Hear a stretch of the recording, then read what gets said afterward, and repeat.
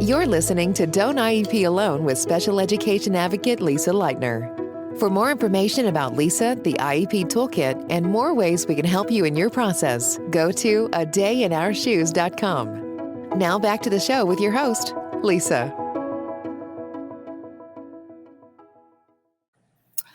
Hello and welcome everyone. I'm Lisa Lightner from A Day in Our Shoes. And with me today is Michael Gamel-McCormick. We're going to jump right into it. I'm going to introduce him and we're going to get started because I do only have him for a half hour today. And that is a very hard and fast end time. So we probably will not have a Q&A. We won't have time for Q&A at the end. But I've been listening to all of you, of course, for the past 2 weeks or so. And I do think, as usual, that I have a good feeling for what all is bothering all of us as special needs parents.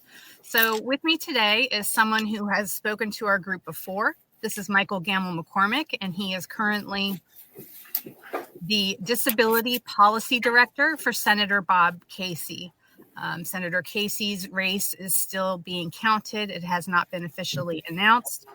But for many terms, Senator Casey has been a very strong advocate and champion for disabled children and disabled people in general. So I hope it goes that way. And if not, he will certainly be missed. But I know that two of the main concerns, Mr. McCormick, are, of course, education and health, since that's our kids, our disabled kids. And let me just add this again. If you haven't heard Mr. Gamel-McCormick talk to us before, he's a former teacher, special ed teacher. So,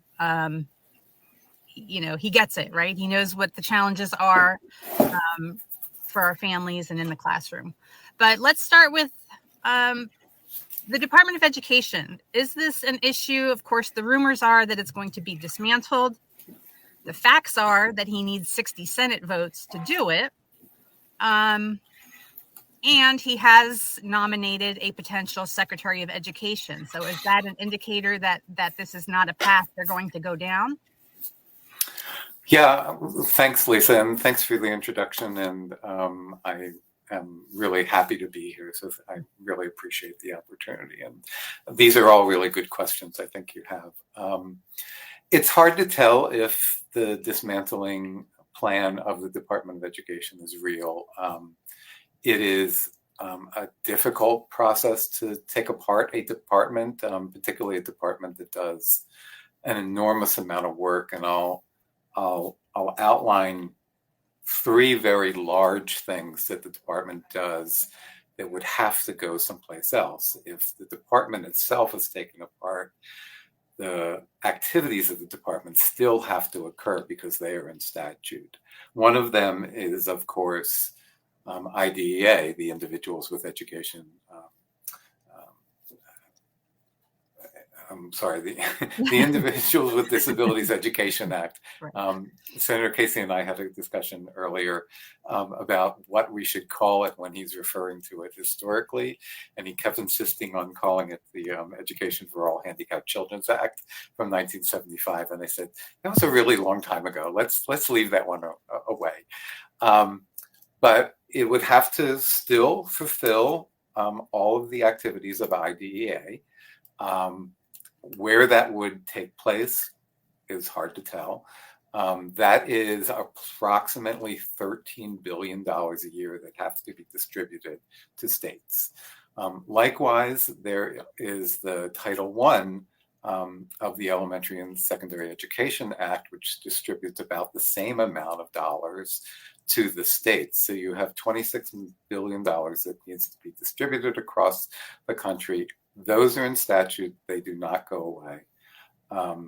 There are also the civil rights protections that the department is responsible for, and those civil rights protections would not go away as well.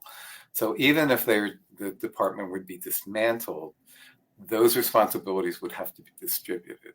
To your point about the 60 votes, and for those of you who may not know, the Senate currently has a rule that for moving forward to consider a proposal, there have to be 60 senators that agree to discuss the proposal. That rule could change, and it could be just a majority for moving it forward. So that's currently a barrier, but it's not necessarily a permanent barrier that would be in place. And then finally, the fact that he has nominated Linda McMahon as the Secretary of Education is really a mixed message. You would think that in some cases, if you were going to dismantle the department, you wouldn't put somebody in the head of it. In some cases, for some entities and agencies, you do put somebody in that lead role to do the dismantling. We just won't have a sense of what that is until we see what, if Linda McMahon first is confirmed, and then second, if what her actions are and how she creates a team around her. But it is essential. Oh, and I'm sorry, there's one more huge responsibility that the department has, and that is the higher education student loan program, which is gigantic. I mean, it is billions and billions of dollars a year, and it's not just the payment system for students who have had it, but it's actually the distribution of those loans to students and to colleges and universities and community colleges. All of those would still have to take place as well. So even if there is a plan and action to dismantle the department, part of that process would have to be, where do these other responsibilities go to other entities? Do you think that it's just a matter of the folks who are calling for this are not understanding what the department does and does not do? Because I know there's been a lot of this woke stuff, and they don't want schools teaching the woke stuff. And it's, you know, as we both know, there's been a law in place for 50 years that says that, you know, the federal government cannot dictate curriculum. So right. It doesn't fix that. If that's what your concern is, you know, this doesn't achieve that goal. Yeah, your point is extraordinarily well taken. You know, the General Education Provisions Act really prohibits any federal intervention into local and state curricula for students. The federal government cannot tell states or local education boards what to teach. That is clearly a state responsibility and a local responsibility. I think in some cases it is a confusing or an unawareness of what the Department of Education does. You know, the structures that are put around IDEA, for instance, are federal. There are requirements, but most states, to enact those requirements, have their own laws to implement what IDEA requires. And quite frankly, a state wouldn't have to follow IDEA if they didn't want to take the IDEA monies. We forget that sometimes, that's the hook for actually requiring what IDEA has in place is the fact that states want those $13 billion plus dollars. Okay. So I do think that in some cases, the people who are calling for the dismantling do not understand how the department actually works. So in the last, from 2017 to 2020, we did see, of course, Secretary DeVos in the position, and one of her main goals was to lessen the role of OCR in the Department of Education, and there was a significant reduction in funding. Could that happen again, and could that happen with IDEA as well? Yes to both of those things. With the current configuration or the January 3rd configuration of Congress and the January 20th configuration of the White House, the incoming administration and the Republicans in both the House and the Senate could make a decision to decrease for IDEA. They could decrease funding for the Office of Civil Rights. They could decrease funding for Title I. All of those things could happen for sure. I think local school districts and states would really oppose those things. You know as well as anybody else that the 1975 promise from Congress was to pay 40% of the difference between the cost of educating a student with and without a disability. In 2011, we got to 21%. We are back down around 14 or 15% of that promise now. And states and local school districts will tell you that's a real hardship. And to take away more of that money would really be a huge hardship for localities. Okay, so then one more question about IDEA before we move on Sure. to ACA. But as far as IDEA, like what are the rumblings in Washington, D.C. right now? And then what also is this rumbling about a federal voucher program?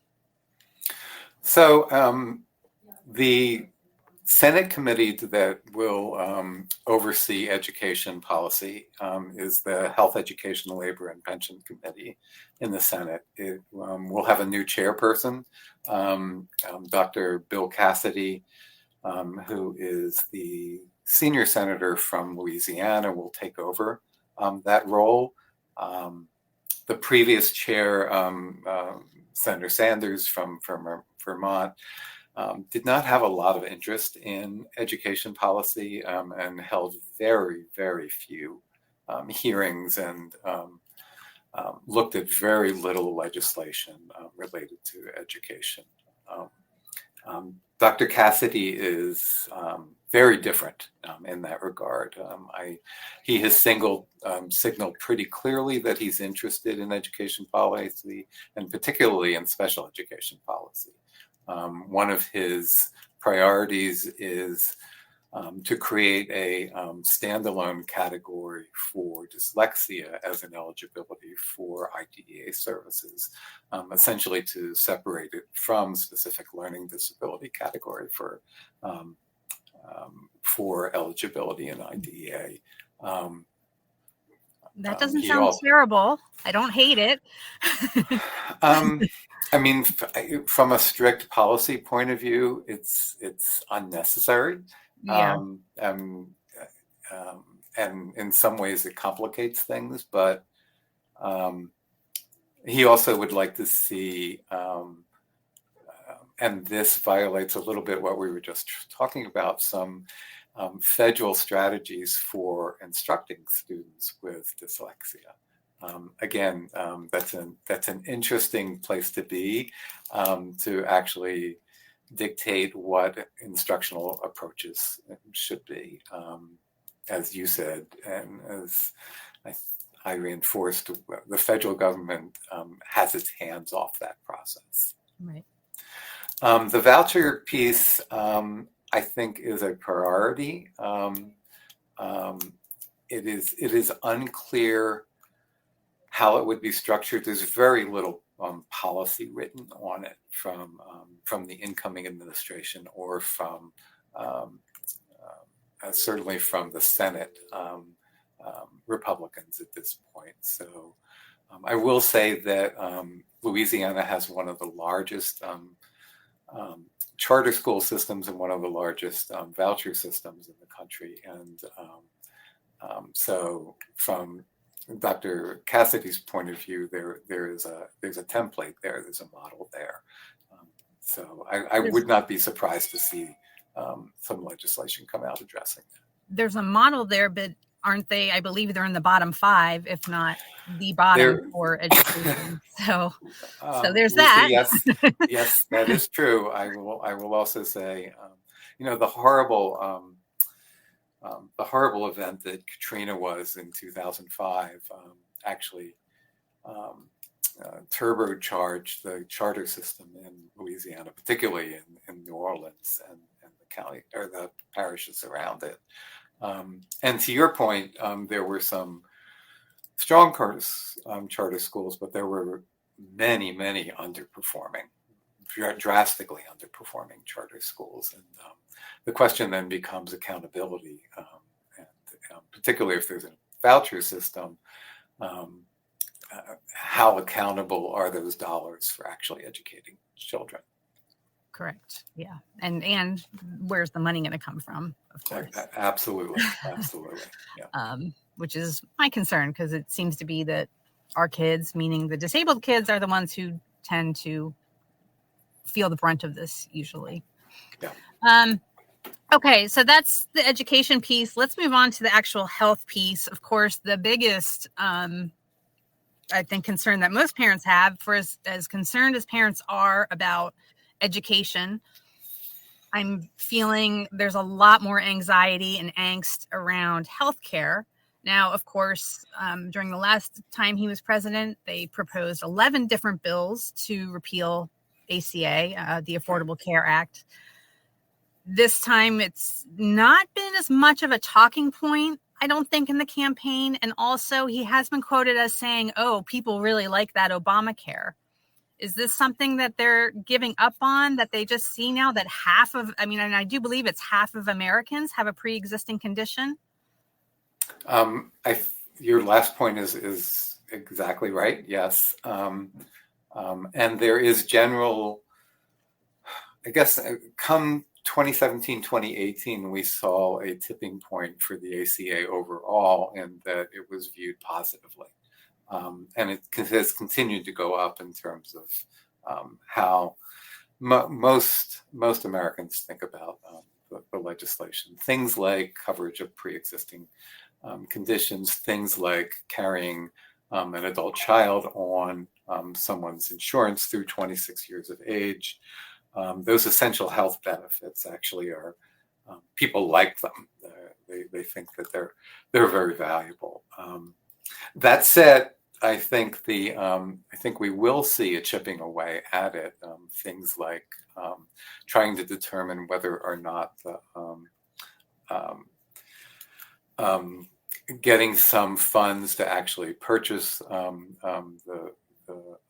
the ACA plans, whether those are reduced, seeing if some of the services may be reduced as well. I think we won't see an outright attack on the legislation, but we'll see some real concerted efforts of chipping away at it. Partly because, again, this is all really early, but the incoming administration has been pretty clear about cutting taxes again. The 2017 tax cuts were extraordinarily disproportionately targeted to those who had more than $500,000 in income each year. It was not. These tax cuts were not benefiting people who make $50,000 a year. And if that's the same plan again, and it seems like it is, saving money and shifting the costs to wherever those tax cuts are, it's going to have to be identified, and likely we'll see some of the ACA funding be the target of that. So that's something to keep a close watch on. In the Senate, the Finance Committee, the Senate Finance Committee, is the committee that would be responsible for both the tax purposes and the ACA. So that's what to pay attention to. There has already been discussion about addressing Medicaid and the costs of Medicaid overall. We've seen a resurrection of ideas to have block grants to states for Medicaid, which would limit the overall amount of dollars that would go to the states for those who were eligible for Medicaid. Dr. Cassidy was one of the authors, again, of that block grant effort back in 2017. He sits on the Finance Committee as well. He's not the chair there, but he sits on the Finance Committee. It'll be interesting to see if his Lindsey Graham was his partner in this process in 2017. There was one of those pieces of legislation that, Lisa, that you're alluding alluded to was called the Graham-Cassidy Act, and it'll be interesting to see if that's resurrected. I expect that some version of it will be.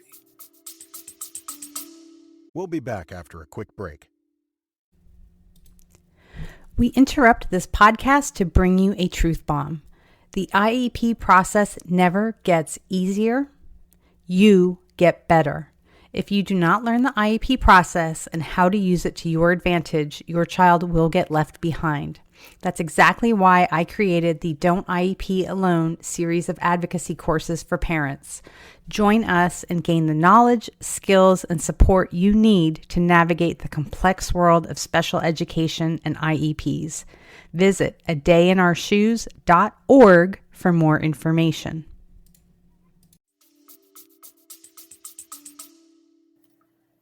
Okay, so that was going to be my next question. It was, of course, the Medicaid and Medicare.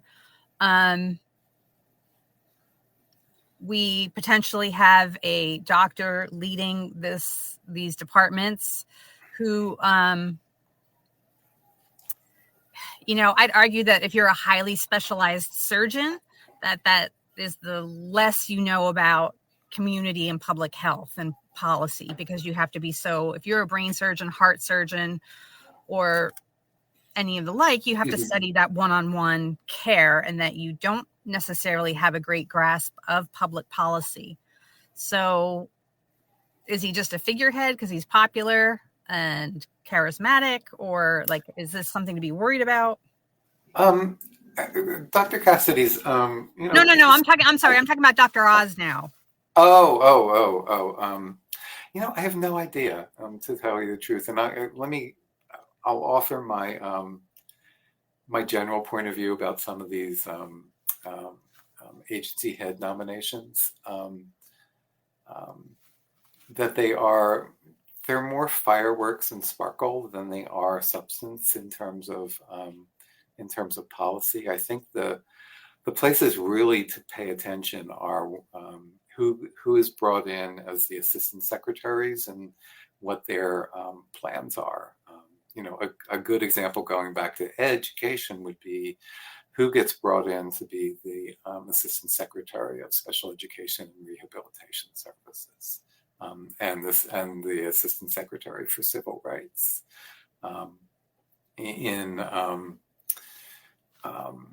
In the case of health and human services, I'd look at who's being brought in for the administration of community living, because that's where the skills and the focus are going to be in terms of possibly eliminating or cutting programs. A second point, though, Lisa, on Medicaid, there are now about $5 billion that go into schools from Medicaid. Most of those are to support therapeutic services for students, things like occupational therapy, physical therapy, speech language pathology, some nursing services as well. If Medicaid is cut back, if it's block granted, those dollars are really at risk. And those are some of the funds that actually make it possible for many children who have chronic health conditions or complex disabilities to be able to go to school and be supported in school. So that's an area where I am very concerned. Okay. One more quick question, and then let me ask the quick question, which is, and that came from a friend who was also an OT. Could the IDEA funding be moved to block grants? Is there a possibility of that happening? And then after you answer that, if you could just end with, because we only have a few minutes left, if you were a parent like us, we have school-age children who are disabled. Some of us have adult children who are disabled. What would, if you were sitting in our shoes, that's the name of my site. If you were in our shoes, what would you be keeping your eye on, and what would you recommend that parents like us do? Yeah. To answer the block grant question, IDEA funds are distributed to states through a formula that are in legislation. That there would have to be legislation that would change that formula. So it couldn't be done by executive order. It couldn't be done by regulation. So Congress would actually have to change that, which would be a much longer process. It couldn't immediately be done.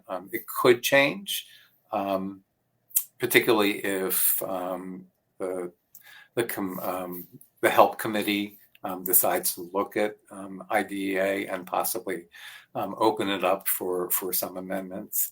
I will be really straightforward with you about formula changes. And formula changes, and you see these weird configurations of allies happen when there are formula fights that happen. They do not break down along ideological lines. They break down along the lines of who wins and who loses money. So it's a very difficult thing to do. So I wouldn't be quite as worried about that.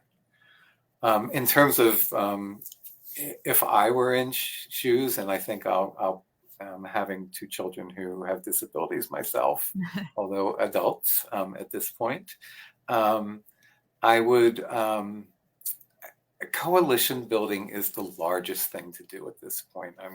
I think I just left a meeting from a large group of aging stakeholders, and they were talking about losing some dollars from some of the aging nutrition programs and some of the other older Americans programs. And my message across the board has been to really find allies that are outside of what the typical allies are. As we watch the appropriations process happen over the next year, what we're going to see is many of the discretionary programs are going to be targeted. So it means programs for those who are aging, programs for special education, programs for independent living, programs like Medicaid who support employment and home and community-based services and home health care and those type of things. So I would actually reach out and look at how do we create a much larger coalition that can speak about those discretionary programs and make sure that we all have allies in this. It's so much easier to pick off one program at a time, but if there's a real coalition, that's much stronger and a much greater way to protect the services and the funding that help all of us out. Okay. Any final thoughts before I let you? I know you have another meeting in 3 minutes, so I do. Just thank you and thank you for everybody who's on this. I don't always get to hear directly from everybody who's receiving federal funds, and sometimes people don't understand that, what happens in their local schools actually partly happens because there are significant federal funds that come through. I'm glad that there's some real recognition of that, and that it would make significant differences in terms of who gets hired, whether or not there's an occupational therapist or a speech language pathologist someplace. So just thank you for being wonderful advocates, both for your individual children and families, but also for the programs that help support them as well. So thank you. Thank you. So, all right. Well, thank you so much for your time. Take care, you all. Thanks. Bye-bye. Bye-bye.